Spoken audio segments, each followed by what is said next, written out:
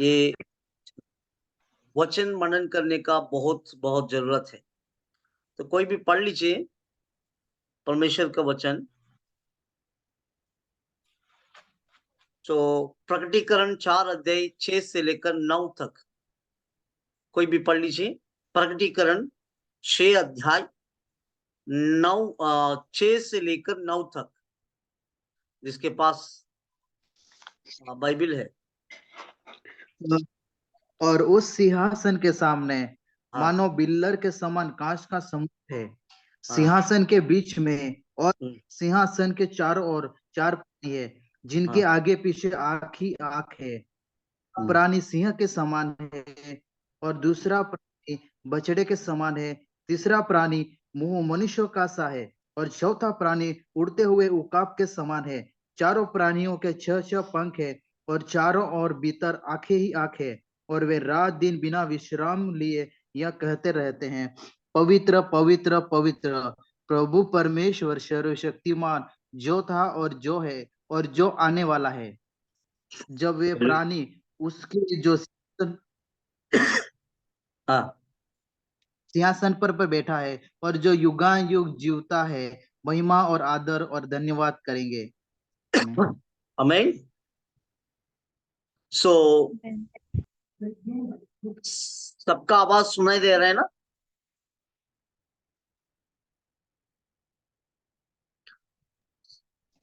आ रहा है। हाँ, ठीक है। तो आज हम ये वचन सुनने के लिए बहुत अच्छा मौका परमेश्वर ने दिया।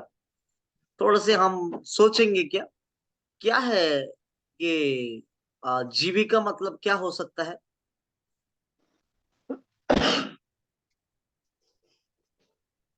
प्रकटीकरण पढ़ा कि नहीं?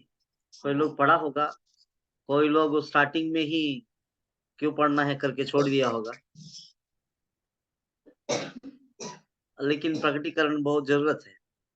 प्रकटीकरण ही हमारा भविष्य को जानना चाहता है, और भविष्य को हमको मालूम होता है हमारा भविष्य क्या है, दुनिया का भविष्य क्या है, और स्वर्गराज का भविष्य का क्या है।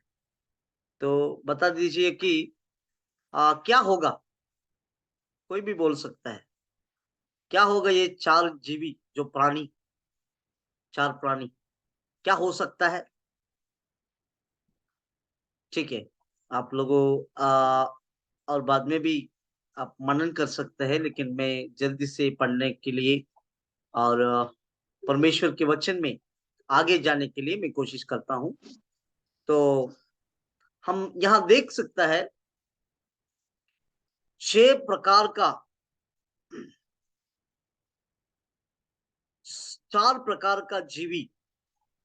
एक जीवी सिंहा के जैसा, दूसरा जीवी एक छोटा बैल के जैसा, और तीसरा मनुष्य के जैसा, और चार जो 14 है हम देख सकता है जो ईगल, ऐसा बोल सकता है पक्षी, जो गरुड़ पक्षी, जो गरुड़ पक्षी के जैसा है।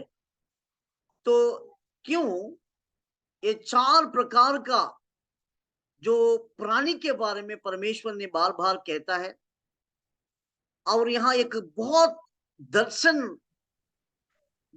दिखा गया है। वो दर्शन बहुत भयंकर दर्शन है। वो दर्शन देखने के बाद में यहाँ हम देख सकता है सिंहासन के आगे और पीछे उसके मध्यम में ये चार जो लोग हैं, वो जो प्राणी है, वहां क्या करता है, हमेशा हमेशा आवाज जो शब्द निकलता है। कोई भी और एक बार पढ़ लीजिए ताकि हम और अच्छा समझ सके, मराठी में भी हिंदी में भी, कोई भी जो। और एक बार मैं बोल रहा हूं, प्रकटीकरण 4 अध्याय 6 से लेकर। राजा सणापुढे स्फटिकासारखा जणू काही काचेचा समुद्र होता आणि राजासनाच्या मध्यभागी व राजासनाच्या 4 बाजूंना पुढे व मागे अंगभर डोळे असलेले 4 प्राणी होते. पहिला प्राणी सिंहासारखा, दुसरा गर्ह्यासारखा, तिसरा माणसाच्या तोंडासारखा व चौथा प्राणी उजव्या गरुडासारखा होता. हाँ त्या 4ही प्राण्यांना प्रत्येक 6 पंख असून ते प्राणी आतून बाहेरून सर्वगीण डोळ्यांनी भरलेले होते. आणि पवित्र पवित्र पवित्र जो होता, जो आहे व जो येणार आहे, तो सर्वसमर्थ प्रभुदेव, असे ते रात्रंदिवस म्हणतात. ते कधीच थांबत नाहीत. आमेन. राजासनावर बस बसलेला जो युगानुयुग जिवंत आहे, त्याचे जेव्हा जेव्हा ते प्राणी गौरव, सन्मान व उपकार स्तुती करतात.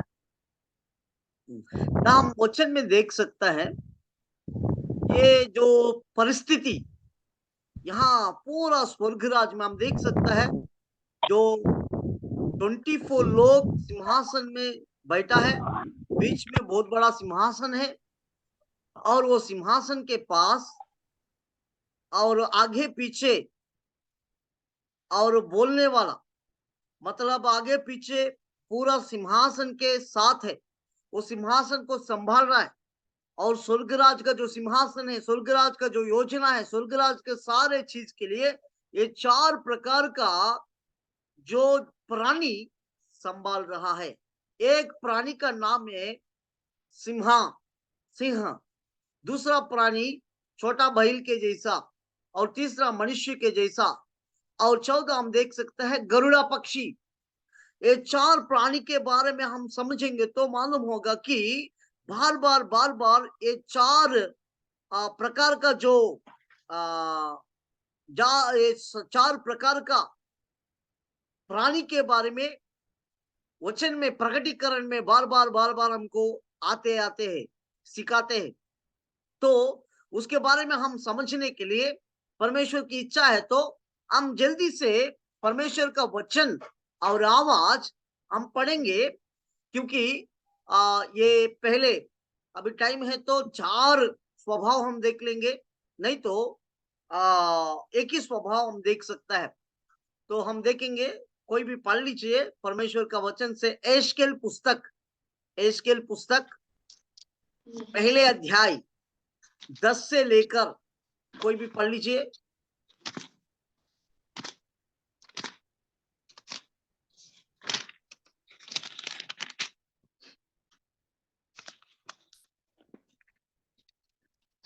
उनके सामने के मुखों का रूप मनुष्य का सा था।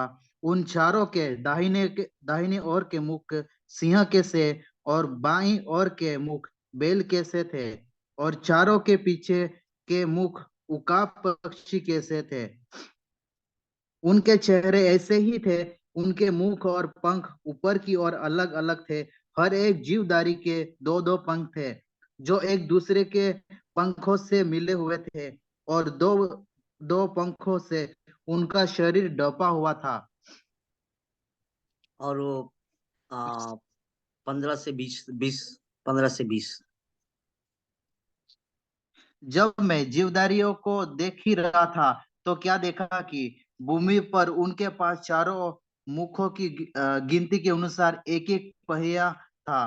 पहियों का रूप और बनावट फिरोजे की सी थी, और चारों का एक ही रूप था, और उनका रूप और बनावट ऐसी थी जैसे एक पहिए के बीच दूसरा पहिया हो।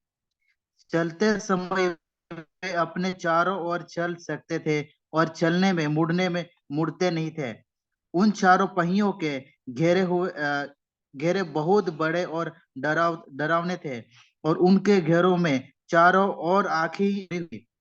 जब जीवधारी चलते थे तब पहिए भी उनके साथ चलते थे, और जब जीवधारी भूमि पर से उठते थे तब पहिए भी उठते थे। जिधर आत्मा जाना चाहती थी उधर ही वे जाते, और पहिए जीवधारियों के साथ उठते थे, क्योंकि उनकी आत्मा पहियों में थी। आमीन। आमीन।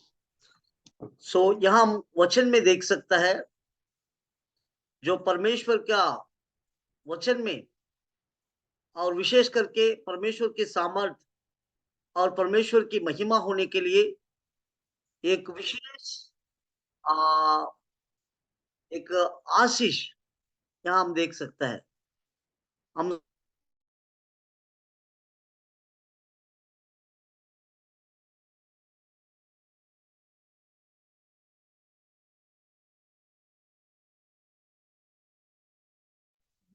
वचन के अनुसार हम जीने के लिए कोशिश करते हैं। वो वचन हमेशा हमको साथ देता है, वो वचन हमको मदद देता है। यहाँ ये भाग में हम देख सकते हैं एस्केल को, उनको एकदम क्लियर दर्शन आया है। ये जो दर्शन नामदारी के लिए नहीं आया, एक दिन के लिए नहीं आया, एक टाइम के लिए नहीं आया, ये भविष्य के बारे में पूरा जानकारी के लिए आया है। हम देख सकते हैं वचन में क्यों परमेश्वर बार बार ये बातों के लिए सिखाना चाहता है।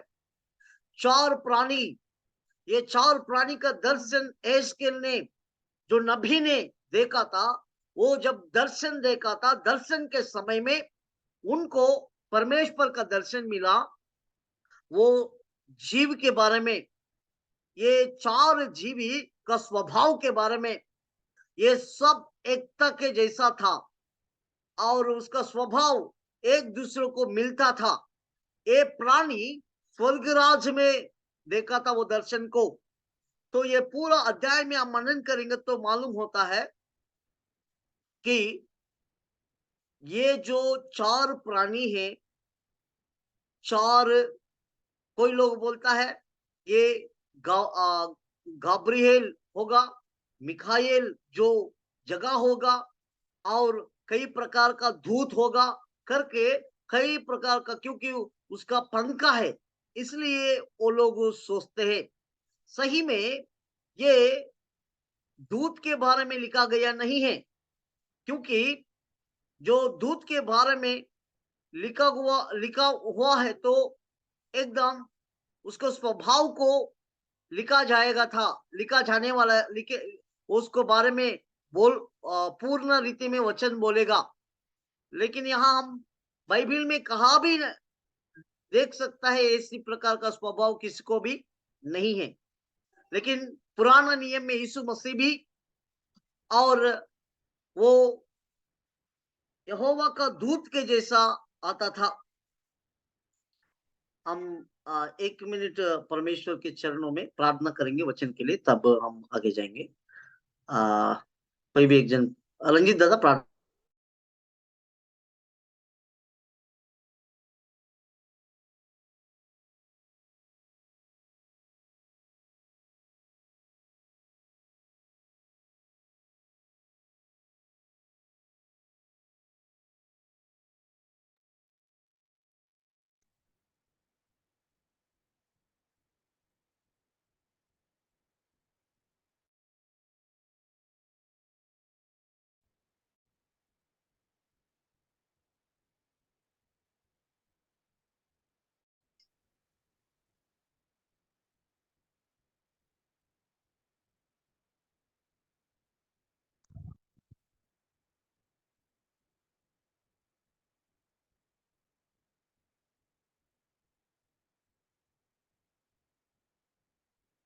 हालेलुया, हालेलुया, हालेलुया, क्षमा कीजिए। हालेलुया। आ,